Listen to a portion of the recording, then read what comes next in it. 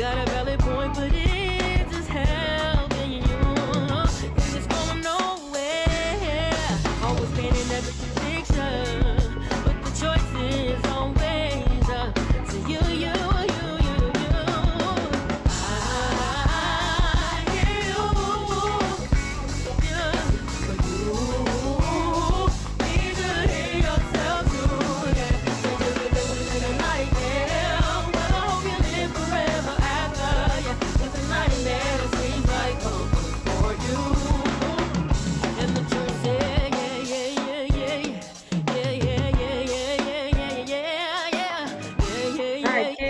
You ready to get started?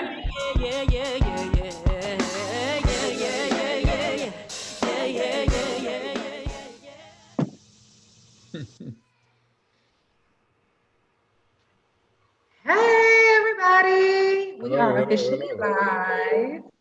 My name is Shagrayla Hammond. And I am Kig Cherry, other VP at large for the Black Chamber of Commerce. And we are so happy to have you joining us with Chamber Check-ins. Today, we have some special guests. I'm going to let them go ahead and introduce themselves before we get started. Want me to start? Sure. Yeah, I'm Dr. Timothy. I'm Dr. Timothy Williams Sr., and I'm the founder and managing partner for the Organization Transformation Group. And we're a group of org development and HR resources that help clients increase engagement that actually makes them money, leads to the bottom line. Glad to be with you here with you today. Welcome. All right, and I'm Nesia Wright, the CEO of the Georgia Soul Women's Basketball Organization. When you think about the Georgia Soul basketball, you hear the word basketball, you just think we're just an all basketball organization, and that's not it. We have cheer, we have dancers, and this is basically for adults. So when these individuals have or are still in college or completed college as far as the dance and the cheer, but we have young adults as well, like on the basketball team. All of our girls have completed college. Some of them have played overseas, some have played in the WNBA, but our organization just gives them an opportunity to continue to display those talents and that passion that they have, whether it's cheer, dance, or basketball, along with our staff members as well. Some of them may have not played basketball or cheer, but they have a passion for it. And so that's what our organization is about, bringing people together that have a passion and that want to give back and pour into individuals that want to do the things that we focus on in our organization. But thank you guys for having me.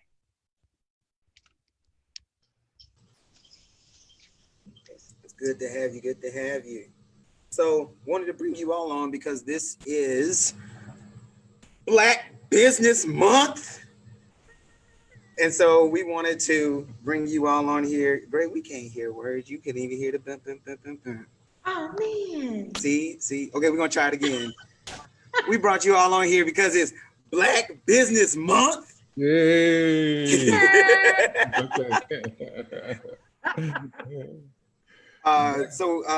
Like they said, we brought you all on here for Black Business Month. Wanted to highlight many of our Black businesses that we do have here in the Augusta River region. And also because you all are awesome members of the Greater Augusta Black Chamber of Commerce. I think Gray might have a few questions for you all. Gray, you want to ask him a few things to get this whole conversation started? Of course. So my first question is always going to be, why is it important to support Black businesses and to buy Black? And I think that's a very loaded question, but I think that would help the conversation get started. So whoever wants to answer first. Well, I went first on the introduction, so.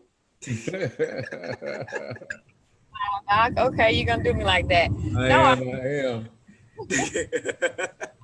I think it's important to support Black businesses because you're giving back. I think a lot of times we give ourselves a hard time, and sometimes we can give ourselves a bad name, but instead of passing business on, support us, tell us what we can do better to help be competitive in what we're trying to provide. And so I think supporting Black businesses just help Of course, it's going to help our families, but it helps us to provide a service and to continue to provide a service.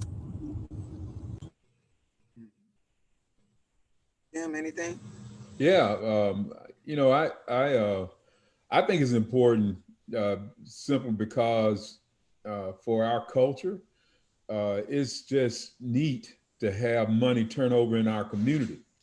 The other thing too is that I think the businesses, as you know, as we do more business, we do better business, right? We become more competent in what we do and provide better services for people, which again, if we're looking at it from a cultural standpoint, people outside looking in, or either other folk that we may have business ventures with or provide services to that are outside of the culture, they get a better product, which pushes us more into those kinds of climates. There's greater, in my opinion, there's greater confidence, you know, because I mean, we deal with the fact that, you know, just the stigma of being a Black business, you know, is supposed to be a crutch, or either, you know, some type of, well, you know, they need help. So, and I don't think that's true. I've just run into, and I know we're competent in what we do. So we have to get past that stigma. So I think overall, I think that is it is about the money, but I think it's about reputation. Yeah, I agree with that. Definitely. It's definitely getting that rep. Like I always think about um, when you talk to people about, you know, old Augusta back in the 50s, 60s, 70s, it was a more, you know, tight knit group where it was natural for you to support Black business because those are the businesses that were in your neighborhood. And I think that goes a long way. Where now we're not necessarily completely all in the same neighborhood, but we're still in the same community. I think that's one thing that we tend not to hit on because now I guess because we're more spread versus being in a nuclear area. Do you all think, or I mean anybody, do you all think that that's something that really plays a part in the support as it was back then till now? Uh, I'm trying to get the point of your question. You mean from the standpoint of, you say back then when we were just small business within a nucleus of the community, but now we've Right, branched out past that. right. It's not just like the local store or something like that. You know, now, you know, my business could be easily international. Okay, just depends on the clients that I get. So is that the question you're asking? Yeah, just how do we cope from it from then being that nuclear to now is why we're much more spread. Right. Yeah. Well, you know, it gets back for me to reputation. Uh, People ought to be able to, no matter where they're from, or you know, whether inside the community, outside the community, when they look at my business and look at my clients and what I've delivered, then it doesn't matter where they are. If they're after my service ought to a certain extent, I think, speak for itself. So if we're counting on relationship like you get in community, helping one or family type, I think that's cool. But I think delivering the results of your business and having that reputation gets you into arenas where you don't have that community knit. We don't know one another. You know, we're just doing it because we're African American. It just pushes you further out into that kind of community to have the kind of impact that you may want to have. Again, that's just my thought about it. Yeah, that's fine. That's fine. I can agree with everything on that. I can totally agree with that. I think your reputation, you know, definitely, like you said, back in the day, it was a little bit different. You know, everybody was kind of in the same community, but now, you know, you can be global, international, whatever. And, oh, my phone went out. But you know, that reputation will follow you wherever. And, you know, if somebody needs your services, they're gonna find a way to get to you in those services that you provide. So Okay, so piggybacking off of Kick's question about, you know, us being in the community, how does us, you know, going from the community to going to a digital standpoint to not being in the neighborhood anymore, also affect how we view and want to support those businesses. Meaning now there's competition, there's more people doing the same thing. There's so many different things. So how can, how does that affect us buying Black when we think of, as as far as competition, us being more widespread? Of course, like he said, what does that look like? I mean, I think you just have to set yourself apart. It can be 100 people doing 100 things, the same thing, but what are you doing to set yourself apart? And it's enough money, it's enough services to go around for everybody, but it's whatever your niche is, what are you doing to separate yourself from the competition? Because of course, everybody is going to do it. Everybody's not going to provide the same services. Everybody's not going to provide the same quality of service, customer service. I mean, you look at the whole picture. So it's just about how you are setting yourself apart from the competitors, really. Yeah. And really, the quality of your product is foremost. But then again, how you interact with your clients, that's the icing on the cake. Because I'm just, you can have the best product in the world, but if I don't like you and think you've got my best interest in mind, right? And or either what's the word?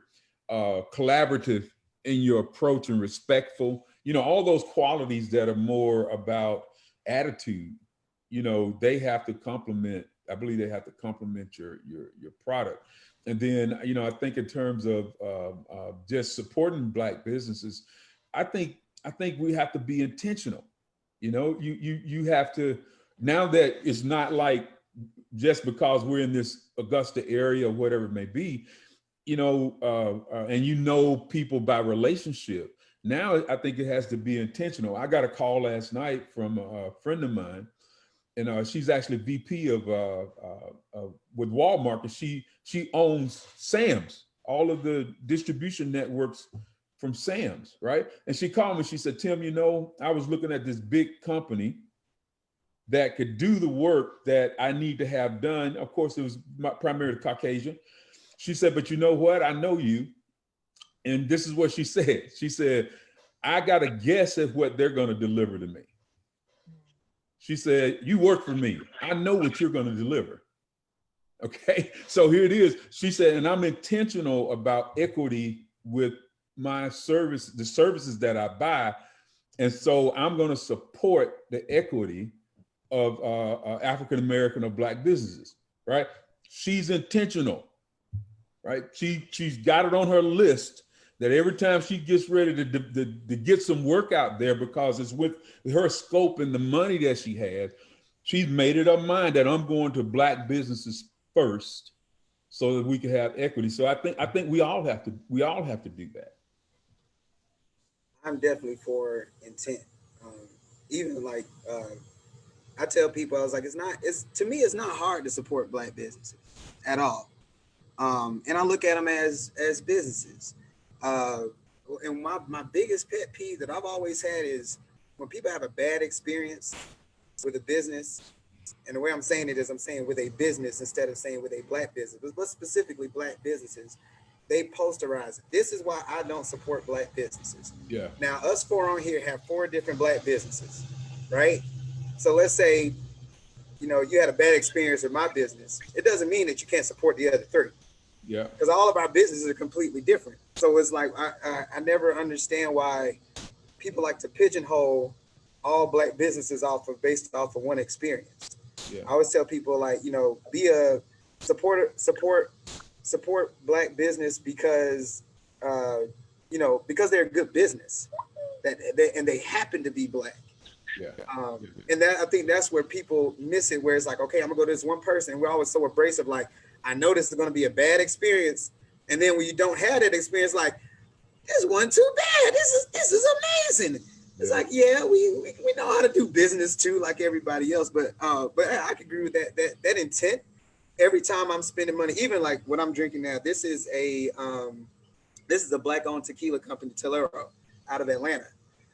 Even to that extent, from what I drink, what I use, the shirt I have on, this is a Black business too. This is a Humana Treehouse. Brother B, Baruchi Tucker painted this painting. I actually bought the painting, and now they put it on t-shirts in a gray. So, I mean, I just see it as it's something that should come natural to support people that look like you. Well, and see, I think too that, and I think you hit on something that I think is extremely important, is that again, we got this, when you put black in front of something, it almost gives this stigma of affirmative action, right? Yep. It's subpar, so we got to take and do something else to prop it up. And I'll be honest with you, I think a lot of business owners that are African Americans, I don't want to say they count on that, but my point is that there's nothing wrong with looking for support and help, but not to make something that's subpar work, or either get somebody that's to come to, look, I don't want you to come to my business because I'm African American, okay? I want you to come to my business because I do damn good work, and I'm gonna deliver for you. And people will say that. And you know what? I happen to be African American, okay? Which just proves the point that we can do and compete with anybody. Be honest with you, if you were to come to my businesses and you only want to work with me because I'm African American, then I kind of, okay, I got it. But like my sister that just called me, and I call her my sister, she called me last night. She said, I'm calling you because I know you can deliver what I need. Right? Do you think she would call me if I couldn't deliver what her need, although I was African American? Not at all. We're talking a 6-figure contract. Okay, so no, she ain't calling me. All right, so I think we people owners that are African Americans, get your dang business square. Find out what excellence looks like in your industry, and go after that with everything you've got, and deliver that. And I just said like this, then you won't have any problem with people supporting you as an African American business. So to piggyback on kind of what you just said, and I don't remember it was Kig or Tim who kind of triggered this thought, but people who are starting businesses now are now Black businesses that are getting noticed because now it's the trend with everything that's going on. Hold up your sign. I'm supporting a Black business. Right. I'm supporting a Black business. Now, well, I know it's a great thing because of course we want the money, we want the business, and we want to be recognized. But at the same time, is it a thing where someone should just start a business like just for the heck of it, just because, to be like, oh, I'm a Black business, now let me go ahead and catch this wave? Or is it gonna be where when the trend dies down, what happens to the people who were getting that constant income because now it's a trend, now it's the fad, it's a thing to do? What does their business look like? Do we think this is just going to be like a trend that's going to maybe last, maybe I say until Christmas, and then after that everybody's going to be like, okay, we gave y'all enough attention, like time to go about our business? Or is this something that's going to keep, going on now that more and more attention is being brought to it? I mean, if somebody starts that, they do not need to start a business. You want to start a business that's going to be sustainable for many years to come. And then if you're just doing this just because, you think it's a fad or it's a cool thing to do because everybody is going to support it, then you're definitely not doing it for the right thing. You got to figure out what services are you going to provide. Is this going to be a services that's going to be, if it's not, then why even go through all the process, all the legalities, taking time to start a business if it's not going to be something that's going to be sustainable. So, if somebody is listening or going to look at this later, if your thought process is I'm starting a business because, I think it's cool, I think I'll be able to get, a lot of people to support me eventually, and then it's going to die down, then don't do that.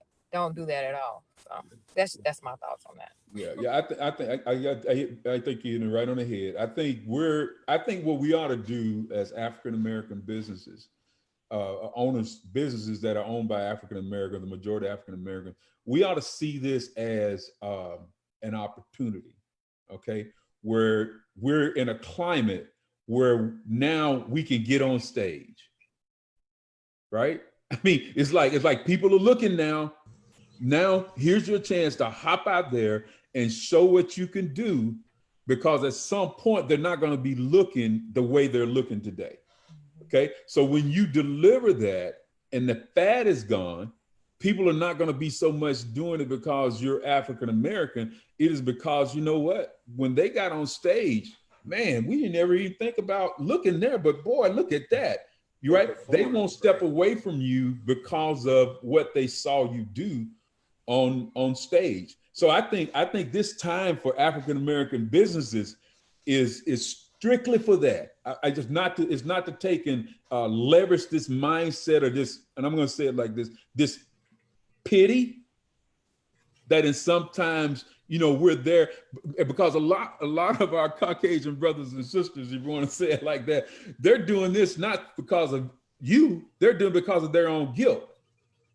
Right? I mean, think about it, right? They're trying to do something to make themselves feel better, because of history and all that different stuff. And that's fine, right? We ought to rub their back and have them feeling really good. But then again, what we ought to do is say, you know what, thanks for the opportunity. Let me deliver I'm gonna deliver in this particular situation. So you're not doing it out of pity anymore. You're doing it because you see that I am competent at what I do and unique at what I do. Definitely. That's true. Sorry to preach my sermon. And they don't think, no, preach on, brother, preach on. Perfect. Yeah, it's a good message.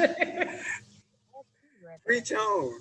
And I find it. I had a moment for some time, even with my business, because it was something out of the box. It was something different, and many times, many of my patrons, because it was good work, and it kind of bothered me after a while. And then I just said, perception is everything, and you have to.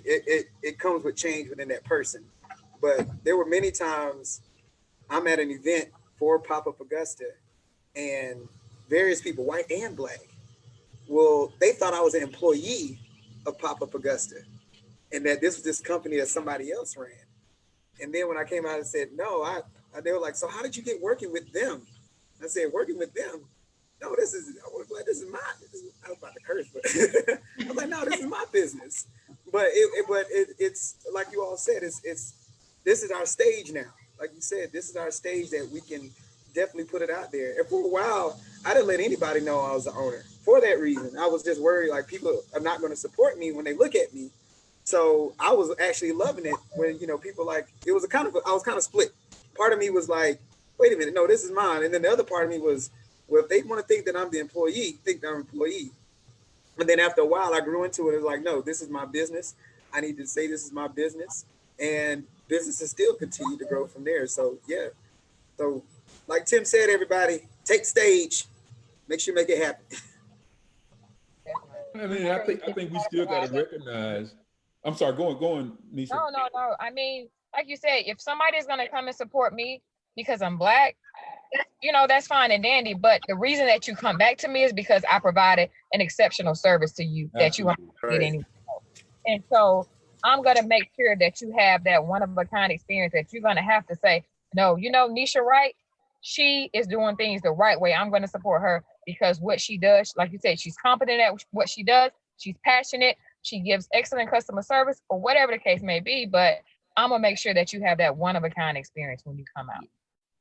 And I think too that we got to keep in mind that the issues that we deal with are cultural, with all the things that are happening, and sometimes African Americans we want to continue to maintain our culture, okay, and then interface with the broader business environment, okay. So and I get that, and you shouldn't have to conform to being anything different than what you are, okay? But I'm just being honest with you, in this environment where the majority of the business environment is Caucasian, right? And their culture is dominant in the behaviors and the practices, then there are things that we do that we may take for granted that are negative to Caucasian people. And what I mean by that, I mean, I think you got to think about it like this.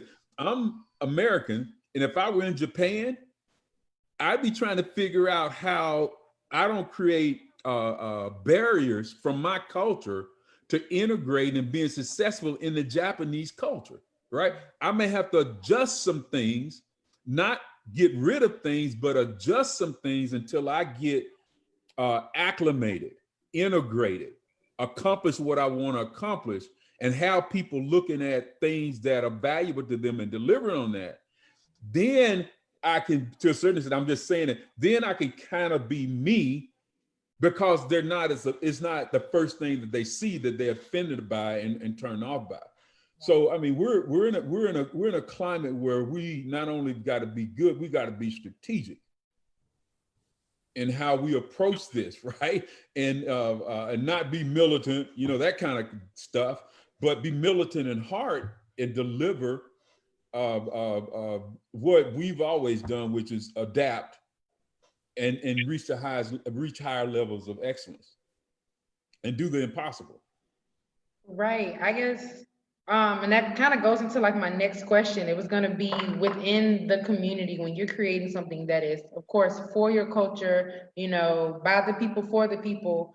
How does the shift look? Like, what does adapting look like? Because you want to create something that's true to you and it's true to your people, but at the same time, you, as a business, you have to run it as such. You know, you got to Absolutely. make sure that you know, you have your money, that everything's in place.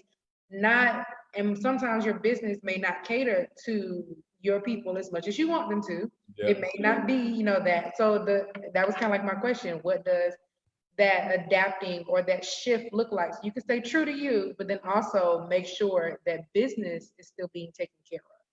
Because I think a lot of people forget that. They think like, oh, I'm gonna start this business. I'm a Black business, Black people. But it's like it can't always be that way. Like you have work to, like that. it doesn't work like that. So like just expound on that just a little bit.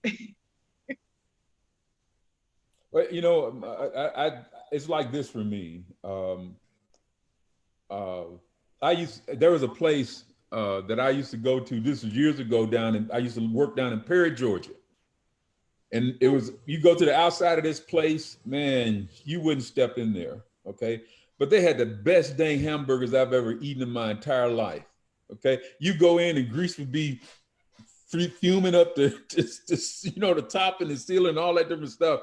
And so here's my point. Their value proposition was an excellent hamburger, okay? And you would have people coming from miles around in this area just flocking into this place to get these burgers, okay? They didn't care that the chair was kind of messed up or whatever. Now, it would have been nice if they could have had it different that way. But what was valuable to people was that burger. This is what I think we've got to do, is that we need to find out from what we can deliver, what our clients value, and make sure we take care of that.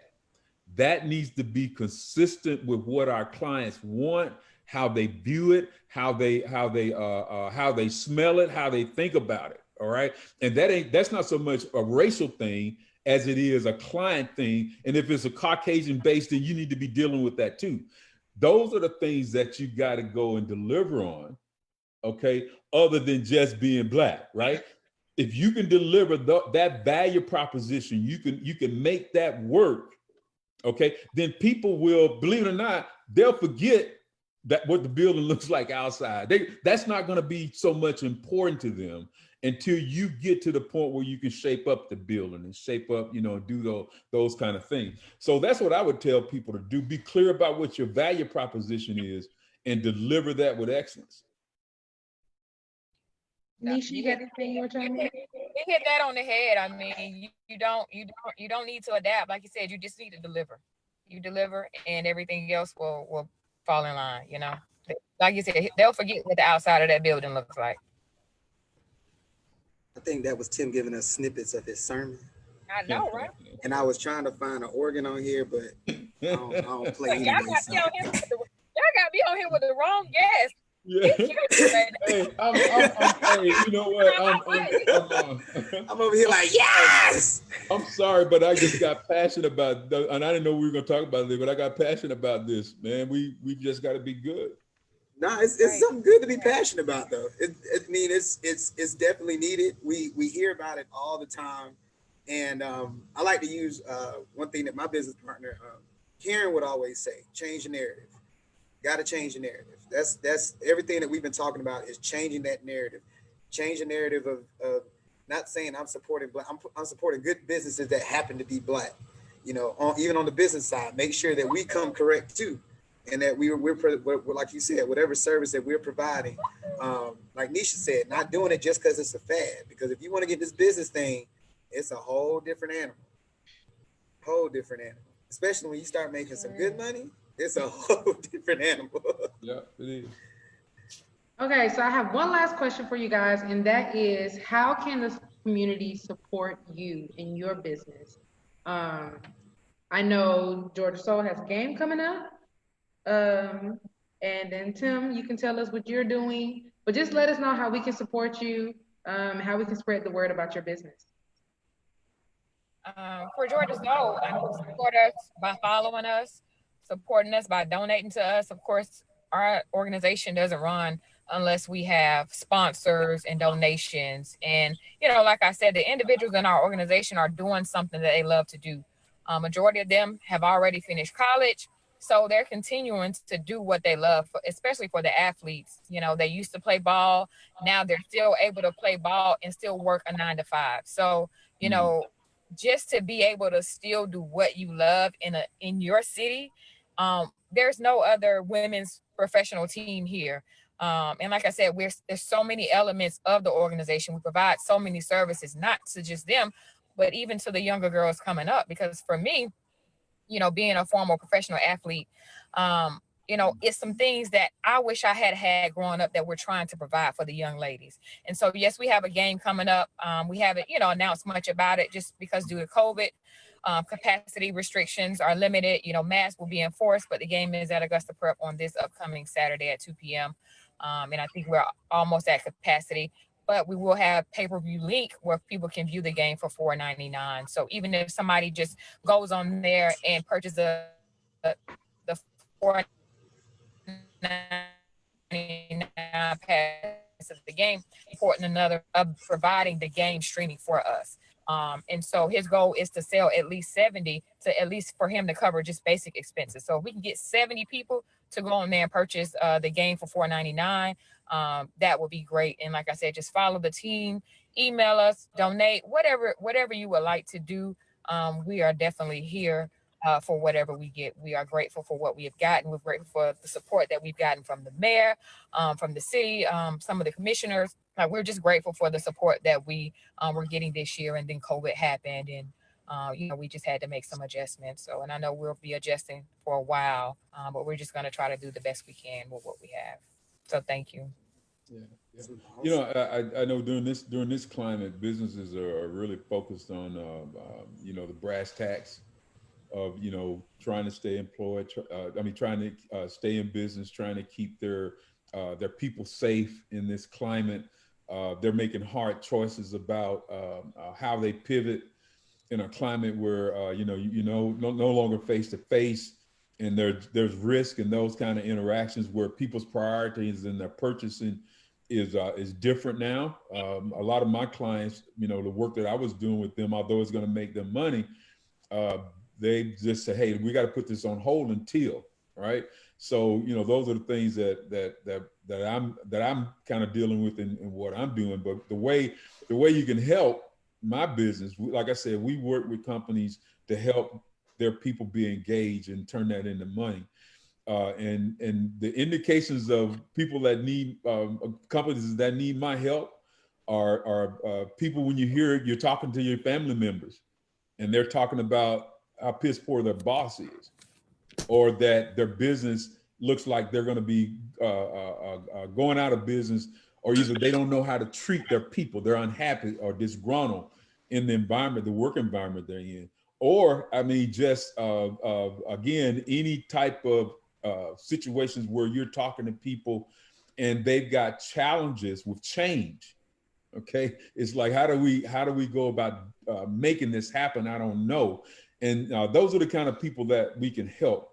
We have methodology for dealing with all of that. It's not a guess with what we do, right? It's socially scientific, if you want to say it like that, and psychologically scientific in the way we can approach people with that. So one, keep your ear open, and when somebody's moaning and groaning, give them my card. That's how you can help me. Got issues, call Tim. That's right. God is just called OTG. Okay, say awesome, awesome. Well, before we close out, I have a list, Hmm. like always. I have a list of Black businesses that I am currently supporting and that I love. Hmm. And of course, these are just 8 businesses. There are a few more, but these are like my top 8 that I have been frequently using, and that I view often, or that I support, or try to send people business their way. Um, I'm waiting for Kid to share it on the screen. It disappeared. Or just go ahead, because I Okay, so it actually did just. I have the list right here in front of me.